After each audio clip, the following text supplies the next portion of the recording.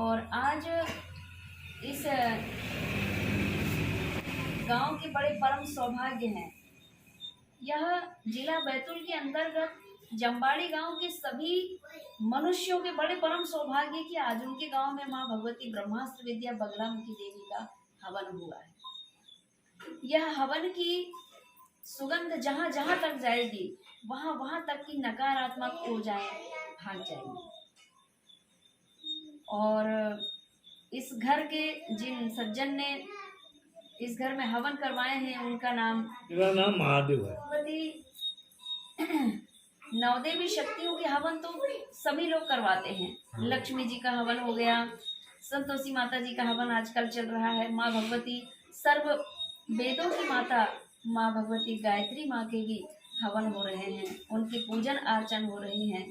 और वेदों में शास्त्रों में इन नवदेवी शक्तियों का वर्णन तो है ही, लेकिन महाविद्या शक्तियों का वर्णन एक अलौकिक वर्णन होता है।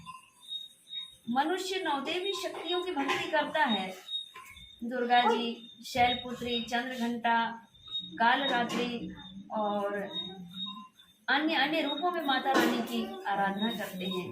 लेकिन वे बड़े परम सौभाग्यशाली होते हैं मनुष्य जिन्हें 10वां विद्या का सानिध्य प्राप्त होता है। और जिस मनुष्य को 10 महाविद्या में से किसी एक महाविद्या का भी सानिध्य प्राप्त हो जाता है तो जन्म जन्मांतर के पाप ताप सब नष्ट होते हैं। और अगर सौभाग्य से बगलामुखी देवी का सानिध्य प्राप्त हो गया तो माँ भगवती तो तत्काल ही रिजल्ट देने वाली हैं। आप खुद ही बताएंगे। सही है। भैया है इनके पिताजी, इनका स्वास्थ्य गड़बड़ हो गया था, जिस कारण माँ भगवती ब्रह्मास्त्र विद्या माँ बगलामुखी देवी के शरण में सिवनी पहुँचे और माँ भगवती का देवी पूजन अर्चन करने का उन्होंने संकल्प लिया। और तत्काल ही माँ भगवती की कृपा से डॉक्टर ने भी कह दिया था कि असाध्य रोग है। अब भैया ही बताएंगे कि क्या क्या बोले थे उन्होंने डॉक्टर साहब ने। तो बेटा ये महाविद्या है और ये नवरात्र पर्व में मैया की विशेष आराधना होती है। अगर माता रानी हमें हमारे जीवन में सुख और सौभाग्य और निरोगी काया प्रदान कर रही है, शत्रुओं से मुक्त कर रही हैं, तो इनकी विशेष आराधना आप गुरु दीक्षा परंपरा के बाद मैया जी की विशेष आराधना करें। जीवन में कभी शत्रु उत्पन्न होते ही नहीं है। अगर कोई आपके लिए शत्रु बुद्धि लेकर के सामने आया भी है या आप जानते हो कि ये व्यक्ति हमारा शत्रु है, और जिसे नहीं भी जानते अगर वो भी आपके लिए शत्रु भाव रखता है तो उसकी शत्रु बुद्धि अपने आप ही परास्त हो जाएगी और उसकी बुद्धि मित्रता में परिवर्तित हो जाती है।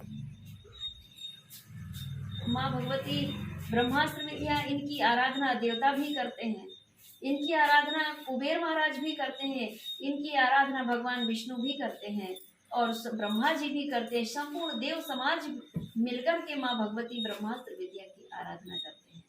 तो जिन्हें देवता भी मनाते हैं तो उन्हें हम मना लें तो हमारे जीवन में तो किसी प्रकार का कष्ट आना ही नहीं है।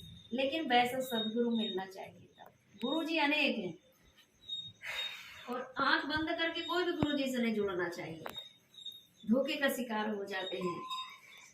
लेकिन जिससे हम जुड़ रहे हैं, जो गुरुदेव हमारा भाग्य का परिवर्तन करने वाले हैं, जो हमारे दुर्भाग्य को सौभाग्य में परिवर्तन कर सकते हैं, ऐसे सद्गुरु तब हमारा जीवन जीना सार्थक होता है। और ये सद्गुरु वैसे नहीं मिलते हैं, जब हमारे ऊपर ईश्वर की कृपा होती है तब सद्गुरु मिलते हैं। और जब सद्गुरु की कृपा होने लगती है तब ईश्वर के साक्षात्कार दर्शन होते हैं। ईश्वर भी ऐसे रहते हैं हमारे साथ जैसे हम परिवार के साथ रह रहे ऐसा, लेकिन उनको देखने और उनके इनको पहचानने की हमारे पास है समर्थता। हमारे पास वो दृष्टि है कि ये परिवार को हम देख पा रहे हैं, 2 दृष्टि है। लेकिन हमारे साथ ईश्वर भी रहते हैं, हमारे हृदय में भी रहते हैं, हमारे साथ खा रहे पी रहे हैं, घूम रहे हैं, बोल बता रहे हैं। ये सब देखने की तीसरी दृष्टि जागृत होना चाहिए।